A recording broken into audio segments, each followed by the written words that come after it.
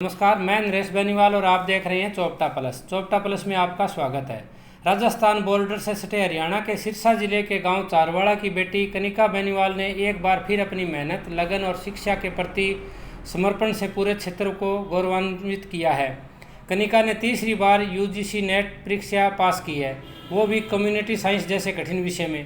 उनकी इस ऐतिहासिक उपलब्धि पर गांव में खुशी की लहर दौड़ गई है और हर कोई उन्हें बधाई देने उनके घर पहुंच रहा है। जब हमारे संवाददाता ने कनिका के घर जाकर बातचीत की तो उन्होंने बताया कि सर, ये मेरे बेसिक क्लियर थे तो मेरे लिए इजी था। पर मेरे को नेट की बजाय अभी मेरा टारगेट जेआरएफ की तरफ था कि मेरा इस बार जेआरएफ हुई, तो मैं कुछ क्वेश्चन से अब की बार चूक गई। पर नेक्स्ट ईयर मैं ये श्योरिटी देती हूँ कि नेक्स्ट टाइम मेरा जेआरएफ हो जाएगा। जी, आज हम देख रहे हैं बेटियों में कहीं ना कहीं शंकाएं जब घर से निकलती है तो अनेक प्रकार की उनके जो सामाजिक बाधाएं हैं उन पर डालती जाती है, लेकिन आपने ये तीसरी बार अचीवमेंट हासिल की है तो अपने आप में ये बहुत ही इस क्षेत्र के लिए बहुत ही गर्व की बात है। इस पर क्या कुछ कहना चाहोगे? सर, ये बाधाएं तो काफ़ी टाइम से ख़त्म हो चुकी है, पर अब तो सब बच्चों को मौका मिल रहा है, सब लड़कियों को, लड़कों को पढ़ने का। तो और आज के टाइम में ये नहीं बोल सकते आप कि हमारे पास रिसोर्सेज कम है पढ़ने के लिए, कि हमारे पास किताबें नहीं है, हमारे पास टीचर नहीं है। यूट्यूब एक ऐसा जरिया बन चुका है अब कि आप आईएएस तक के लेवल की परीक्षा क्लियर कर सकते हो घर पे बैठे हुए, कमरे में बैठे हुए। तो कैसे ये आपने सफर तय किया? क्या घर पर भी माँ बाप का हाथ आप काम में बटाते थे? सर, ये मेरी जर्नी मेरा एमएससी में ही सोच लिया था मैंने कि मेरे को जेआरएफ तो लेना ही है। नेट तो एटलीस्ट क्लियर होए कि ताकि अगर मैं पीएचडी अगर करूं तो मेरे ऊपर और मेरे पेरेंट्स के ऊपर बर्डन ना आए फाइनेंशियली।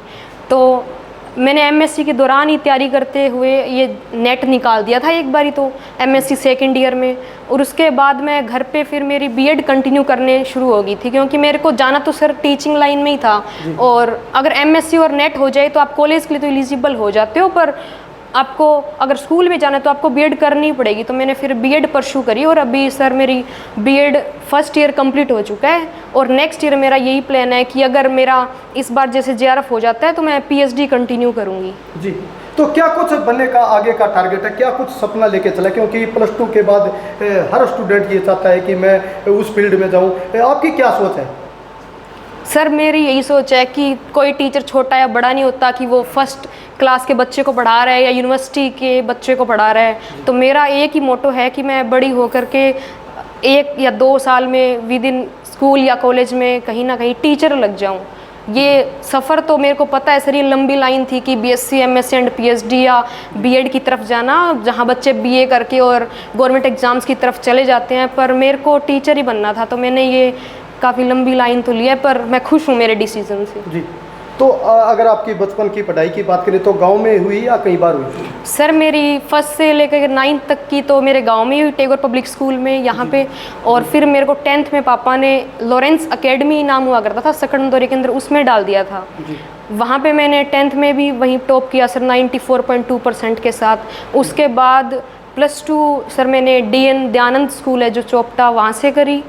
वहाँ पे भी अच्छी गाइडेंस मिली तो मेरे 87.2% से मैंने की। फिर जब मेरे भैया यूनिवर्सिटी में थे HU में, CSIS HU चौधरी चरण सिंह हरियाणा एग्रीकल्चर यूनिवर्सिटी में, तो वहाँ पे मैंने मेरी BSc कंटिन्यू करी। और मेरे को ये था कि अब मेरे को एक लंबी जर्नी तो तय करनी है, क्योंकि जब पापा टीचर हो, दादाजी टीचर हो आपके, और भैया भी PhD तक पहुँच जाए तो आप कहीं भी रुकना तो सोच ही नहीं सकते, रुकने का तो। जी, कनिका जी कहते हैं अध्यापक उस दीपक के समान है जो समय जल करके दूसरों को प्रकाश देते हैं। कहीं ना कहीं आपके दादाजी की बात करें, आपके फादर साहब की बात करें, जो इन्होंने जो एक प्रकाश लगाया है वो प्रकाश कहीं ना कहीं आपके भी काम आ रहा है। बिल्कुल सर, बिल्कुल सर। अगर ये नहीं मेरे गाइड नहीं बनते तो मैं यहाँ पे क्या पढ़ती? फिर मैं तो सिंपल लाइन ले लेती, +2 BA एंड चली जाती कहीं सिंपल डिग्री करके। जी, तो कनिका जी क्या कुछ संदेश देना चाहोगे और जो तमाम बेटियां इस वक्त आपको सुन रही है, क्योंकि आप ग्रामीण तबके से आती हो और इस प्रकार लगातार तीसरी बार ये जो अचीवमेंट आपने हासिल की है, और जो तमाम आपकी जो महिला साथी देख रही है उनको क्या कुछ संदेश देना चाहोगे? मैं यही कहूँगी सर कि ये ज़रूरी नहीं है कि आप पढ़ाई के फील्ड में भी आ जाओ, स्पोर्ट्स में भी जाती हैं। आजकल तो यूट्यूब पे आप काफ़ी अच्छा कंटेंट डाल सकते हो, वो सब कुछ बुरा नहीं है। अगर कोई कहता है कि वो सब बुरा है, कुछ भी बुरा नहीं है। आप ईमानदार हो और आप किसी को झूठ ना बोल रहे हो, आप खुद से झूठ ना बोल रहे हो, तो अपनी मंजिल आप एक दिन तय कर ही लेते हो। और ये मैंने पहले भी बोला है कि अगर आज के टाइम में आपको पढ़ाई करनी है तो कोई भी चीज़ आप ये नहीं बोल सकते कि हम ये IAS भी नहीं बन सकते क्या। यूट्यूब एक ऐसा जरिया है, आप सब कुछ अचीव कर सकते हो। आप जस्ट सर्च करो यूट्यूब पे और आप कुछ भी बन सकते हो। जी, तो कहीं ना कहीं आपकी जो ज़्यादातर जो पढ़ाई रही वो यूट्यूब के माध्यम से ही रही? जी सर, मैंने यूट्यूब से क्लासेस ली है। मैंने आज तक कहीं भी किसी कोचिंग सेंटर में नहीं कोचिंग ली। जी, मेरा आखिरी प्रश्न है, सोशल मीडिया का जो वर्तमान के अंदर जो प्रयोग किया जा रहा है, आपके संदर्भ में ये कैसा है? इसको ज़्यादातर लोग कर रहे हैं, इसका नकारात्मक प्रभाव पड़ रहा है। आपकी सोच की बात करें तो आपका क्या मानना है इस पर? सर, सोशल मीडिया एक बुरी चीज़ नहीं है। मैं भी खुद सोशल मीडिया पे हूँ, पर आपको ये जानना होगा कि सोशल मीडिया पे जैसे आप कंटेंट क्या देखते हैं। आप पढ़ाई से रिलेटेड कंटेंट देखते हैं या अदर कंटेंट देखते हैं? अगर आपको पढ़ाई के अलावा पढ़ाई से कंटेंट देखना है तो यूट्यूब, इंस्टाग्राम, टेलीग्राम आज के टाइम में ऐसे जरिए हैं जहाँ से आप कहीं से भी कुछ भी पढ़ सकते हो। जी, तो सर मेरे अकॉर्डिंग तो सोशल मीडिया एक अच्छा प्लेटफॉर्म है अगर पढ़ने वाला हो और अपनी मंजिल हासिल करनी हो, वो स्पोर्ट्स हो चाहे कुछ भी हो। जी, को पढ़ाना भी चाहिए। अच्छा, लड़की को दोनों बराबर रखना चाहिए। अच्छा, तो थे बराबर आके? हम तो बराबर ही हैं। अच्छा अच्छा, चलो, हाँ इतना जी, टाइम पूछिए। बच्चों को आज के टाइम में बच्चों को शिक्षा एक सबसे बड़ा साधन है। बच्चों को माँ बाप को चाहिए कि बच्चों को शिक्षा हर पल देनी चाहिए, हर प्रकार की शिक्षा जहाँ तक उपलब्ध हो सके। मैं यही कहना चाहूँगा कि चाहे बेटा हो चाहे बेटी हो, उसको एक शिक्षा की पहुँच देनी चाहिए माँ बाप। जी,